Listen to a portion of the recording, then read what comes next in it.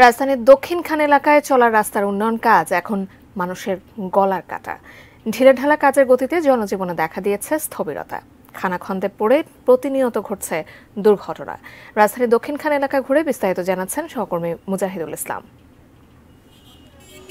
বৈশাখের দাবাদাহে যখন জনজীবন বিপর্যস্ত, তখন দক্ষিণখানের এক একটা রাস্তা যেন এক একটা জলাধার। কিন্তু পিচের রাস্তার এই জলাধার স্বস্তি দেয়নি এলাকাবাসীকে, বরঞ্চ বাড়িয়েছে দুর্ভোগ। কয়েক মাস ধরে খোঁড়াখুড়িতেও শেষ হয়নি সংস্কারের কাজ। প্রতিদিন তাই ঝুঁকি নিয়ে রাস্তা চলাচল করেন সাধারণ মানুষ। রাস্তা দিয়ে যাওয়া আসা করতে গেলে অনেক কষ্ট হয়, অনেক স্লো ভাবে কাজ করা হচ্ছে, যেটা আমাদের মতো মানুষদের অনেক প্রবলেম হয়ে দাঁড়াচ্ছে। রাস্তাটা তো কাটা, মাঝখানে মানুষজন চলতে পারে না, সবার লেগে আর কি কষ্ট আর কি। দক্ষিণের মতো আমরা যাওয়া আসা করতে হচ্ছে হেঁটে।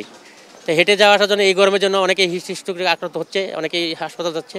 রাস্তা চলমান কাজে ক্ষতিগ্রস্ত দুই পাশের ব্যবসায়ীরাও। সামনে ঈদুল আজহায় বেচা বিক্রি বেশি হওয়ার আশা থাকলেও কেউ কেউ এখনো মেটাতে পারছেন না দোকানের খরচ।